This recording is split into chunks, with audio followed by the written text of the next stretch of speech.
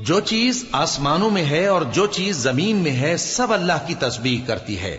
جو بادشاہ حقیقی ہے پاک ہے، زبردست ہے، حکمت والا ہے. وہی تو ہے جس نے ان پڑھوں میں انہی میں سے ایک پیغمبر بھیجے جو ان کے سامنے اس کی آیتیں پڑھتے اور ان کو پاک کرتے اور انہیں کتاب و حکمت کی تعلیم دیتے ہیں. اور اس سے پہلے تو یہ لوگ کھلی گمراہی میں تھے، اور ان میں سے اور لوگوں کی طرف بھی ان کو بھیجا ہے جو ابھی ان مسلمانوں سے نہیں ملے، اور وہ غالب ہے، حکمت والا ہے.